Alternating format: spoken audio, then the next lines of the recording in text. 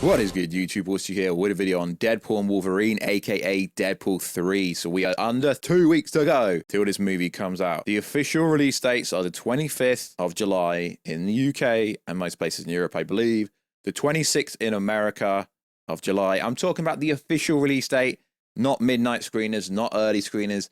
And obviously, the world premiere is happening in New York on the 22nd of July. So only a few days before the official release.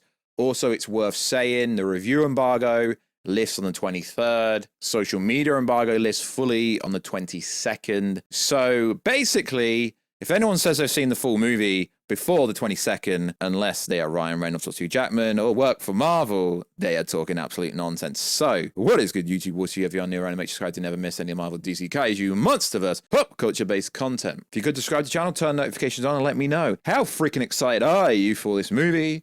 Also, if you could become a channel member for less than 99p, less than $1, I would appreciate that. Also, if you could, follow us on Instagram at Warstu to see the beautiful face behind their beautiful voice. And also, if you could check us out on Twitter, Warstu over there. Right, let's get into it. So, it's worth saying that the first 35 minutes of the movie is a huge spoiler. And it basically backs up everything that I've been saying from the information I was saying. And it basically confirms the plot leak that I've had for a while and I've gone over is 100% real. So, these fan screenings, and they are actually official fan screenings.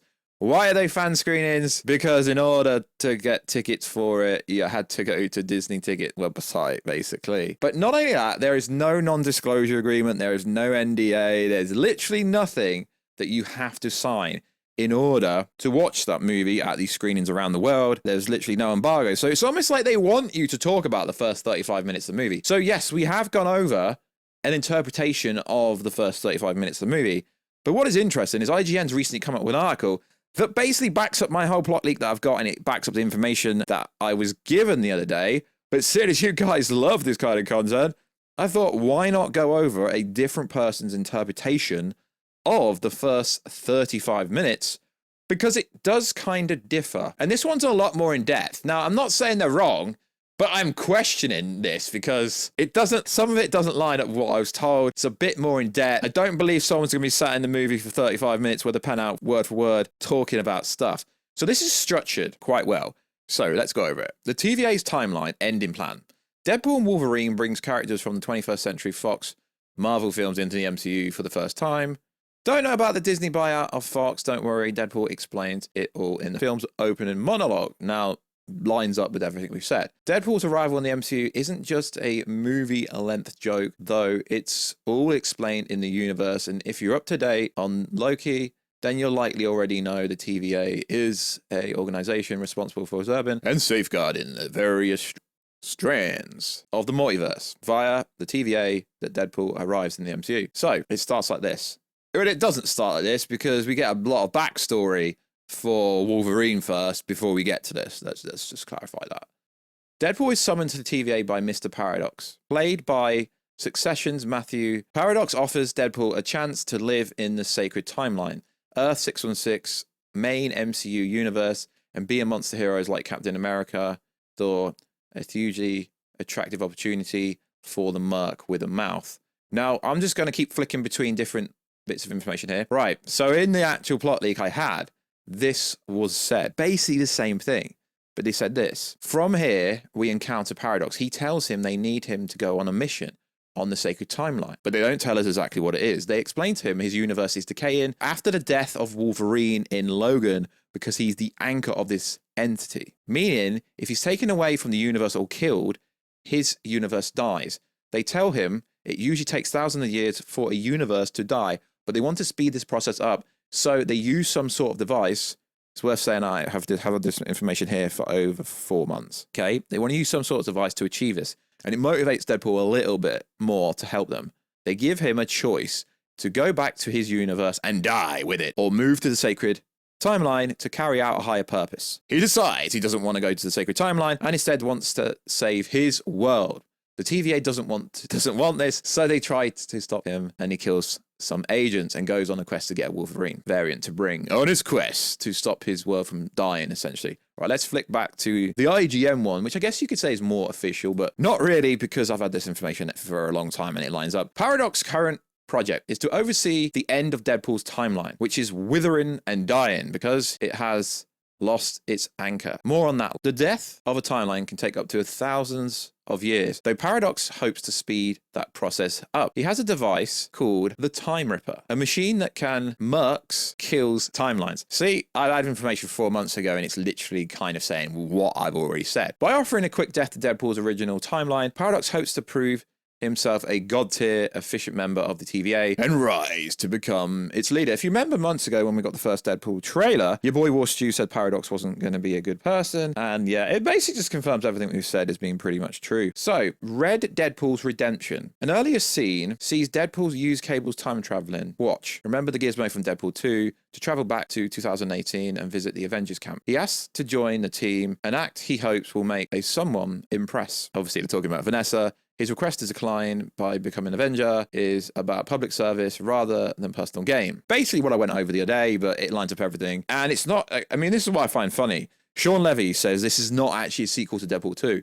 Well, if it's not a sequel to Deadpool 2, how the hell are they using Cable's device and going back in time without the TVL's help? You know, it's kind of like they're trying to say it's not a sequel to Deadpool 2, but it literally is. In the present day, Wade Wilson has given up on Deadpool's persona and now works as a car salesman. Alongside, at a surprise party, Wilson is joined by his cab driver, Dolph Pinger, landlord, Blind Owl, Colossus, Mega Sonic, Teenage Warhead. Vanessa is also there, reveals she has a new boyfriend called Dermot. Interesting. So this one's got a few more details than I provided the other day, but this is actually from a journalist, a supposed journalist, who is literally ruining a movie, but like I said, I don't really care, but they didn't sign any NDA, so they're not doing anything wrong. When introduced drunk Wolverine to the new timeline, Deadpool says, "Welcome to the MCU, you're joining at a bit of a low point." Funny. Now, it's interesting how they're paraphrasing these in subsections. The death of the Fox universe. The Fox universe, officially designed as Earth 10005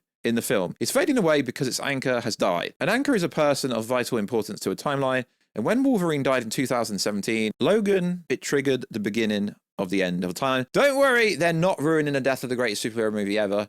Deadpool is from that very timeline, confirming that Logan and Deadpool are part of the same universe. Earth 10005 is the official name of the original X-Men universe. So, it sure seems like almost everything Fox related is fading away. Whilst Deadpool is thrilled to be invited to be part of the MCU Sacred Timeline, he happily accepts a new suit from the TVA's tailor, who is reluctantly to allow his loved ones to fade into nothing. It would mean the death of Vanessa, his one true love, and all his friends. And so Deadpool comes up with a plan to find a replacement, save his timeline. Okay, now this section's called Wolverines. There's actually a hell of a lot of spoiler information in the first 35 minutes. The whole fact that it tells you about the decaying universes and the fact that his universe is dying in the first 35 minutes. Although people say it's not massive spoilers for the whole movie, it is literally a massive spoiler for the whole movie. Using the stolen TVA device hopping technology, Deadpool searches across the multiverse for Wolverines. His first stop is Wolverine's final rest place from the end of 2017's Logan. Deadpool convinces Wolverine didn't die because that's not what happened when you have healing powers, but he's proven wrong when he finds nothing but adamantium skeletons and some rotten flesh. His theory proven wrong, and he visits a number of other timelines and discovers a Wolverine comic accurate height of 5'3", because yeah, Wolverine is so short, as well as other variants. He's still played by Hugh Jackman, but he's being shrunk down using CGI. Hilarious effect. It actually sounds hilarious. Now, I can't confirm or verify any of this. As far as I know, Henry Cavill is playing a variation of Wolverine. Daniel Radcliffe is playing a variation of Wolverine. We just got to take what this person says. Patch, Wolverine gambler alter ego, who wears a white tuxedo with an eye patch. Sorry, guys, he's not played by Daniel Radcliffe. Despite fan rumors, I don't know what's true and what isn't true. A miserable old guy, haired Wolverine, wearing a hat and sitting on a porch. He's pretty similar to Clint Eastwood depiction of the character in Mark Miller's celebrated Old Man Logan's comic. Interesting. A Wolverine being crucified on a giant X. This is a reference to Chris' story from the 1989, where Logan is tortured by an anti-mutant cyborg in Australia. Like I say, it's similar to what we went over today, but in way, way, way more detail. A Wolverine in his original brown tanned costume, literally about to fight Hulk, as he did in his first ever comic appearance in The Incredible Hulk 181. A Wolverine sporting incredible glam rock-like hair and a black wrestler costume, which reminded me a lot of the X-Men 90s stylistic comic art. An utterly wasted Wolverine drunk on whiskey found in a bar. The scene is reminiscent of the scene from the X-Men First Class, and the trailer from the Insomniac PS5 game, which is going to be dope when it comes out. When Deadpool discovers these variants, wear the classic yellow and blue costume underneath his civilian clothes, he decides this is the Wolverine to bring back to the TVA. Unfortunately for Deadpool, Paradox reveals this Wolverine is utterly unworthy replacement for Logan, who sacrificed himself in the Fox timeline. Instead, this Wolverine is a failure who let down the entire timeline and turn to booze and drown his sorrows. Interesting. Like I say, it's pretty darn similar to what we went over the other day. So this section here is cool. It's worth saying it's IGN article. An MCU in crisis and other jokes. When introduced drunk Wolverine to the new timeline, Deadpool says, "Welcome to the MCU. You're joining the MCU at a low point." It's a great gag that directly addresses the ongoing fan conversation about the quality of Marvel movies. Post-Avengers Endgame, I mean, No Way Home was good. Multiverse of Madness was good, but yeah, I get what they're getting at. In a new trailer that followed the preview, Deadpool also makes a joke about how things have been miss after miss since the multiverse stuff kicked off. In response, a Deadpool variant says, "I think it's been steadily great since Endgame. It seems like Deadpool and Wolverine will definitely make several jokes about the perceived quality of the MCU as a whole." Yeah, that's pretty good. I do like that. If you thought that the first Disney-led Deadpool project would be toned down, then I have no fear when the TVA first turn up to catch a Deadpool and bring into Paradox. They interrupt his birthday party. Deadpool mistakes a uniform-clad TVA squad for strippers and makes an incredible non-PG pegging joke. Yeah, that's in the trailer and we already know about this. When first being introduced to Sacred Timeline, Deadpool is showing clips from the previous MCU films. Heroes he'll be working alongside. One of the clips is taken from Thor Dark World, but manipulated to show Thor crying over the mangled body of Deadpool. The Merc is understandably quite confused. Yeah, I mean, a lot of this stuff's kind of leaked, to be honest. Deadpool massacres the entire TVA using Wolverine adamantium skeleton as weapons. Gleeful violence, this section's called. After Deadpool discovers Logan remains, a TVA squad turns up to arrest him and bring him back to Paradox. Refusing to submit, Deadpool massacres the entire team using adamantium Wolverine skeletons as a weapon. Yeah, we've been over this, and this has been on Twitter. I guess sometimes people get stuff right. His leg is wielded like nunchucks at one point, and his ribs used as throwing knives. The whole fight is choreographed to Bye Bye Bye by NCYNC. After realizing Deadpool is going to be hindrance to his work in ending the Fox timeline, Paradox sends both Deadpool and Wolverine to the trap heat, a Mad Max life desert full of waste, including a giant 20th Century Fox logo. Angered by being pulled into this crazy situation, Wolverine pops his claws and prepares to fight a bloody battle. This was, of course, the final scene of the preview footage. We'll need to watch the full film to see how the battle goes, although the shots from the trailer certainly suggest a very bloody and very funny fight. So yeah, it lines up with everything that we said the other day, and then this article goes on to talk about cameos, but we've kind of been over this the other day, but you know, you guys love spoiler content, so I love to give it to you. Cameos and Easter eggs. During Deadpool's trip to Avengers Campus, he meets with Happy Hogan, played once again by Jon Favreau. Yeah, as we said in the other day. In the new trailer, screen to press, a version of the Juggernaut could be spotted. He's wearing a costume very similar to the one used in X-Men Last Stand, but it seems a little smaller. I couldn't tell if it was Vinnie Jones in the suit. I've been told it's actually not Vinnie Jones. That's why they're hiding the face. But the actor has previously stated he's not in the film. The same trailer showcases an army of Deadpool variants, including Lady Deadpool, the canny dog Paul that's been on the press tour, a floating skull in the Deadpool mask, perhaps a reference to Marvel Zombies, a version that just Ryan Reynolds without the scary, very long hair that's apparently Chadpool, and a costume made of shiny red plastic. And all of the coolest, most spoilery details we can share for now. I mean, you could have shared a lot more. So why I keep saying the first 35 minutes ruins the movie is because it does. The movie essentially ends with the fact of Deadpool and Wolverine trying to get back to the TVA. So from there, Deadpool can go back to his world, and his world basically erupts and corrupts and decays, however you want to say it. That is how the movie essentially ends. Deadpool fails to save his universe, and that's why he's going to be stuck wherever he decides to go. There are lots of rumors that the ending is actually, there is like a post-credit scene that's been floating around, but I don't know whether to believe any of it. Some of the post-credit scene information says that Deadpool will end up in the X-Men universe that we've seen at the end of the Marvels. You know, the scene where Beast was there.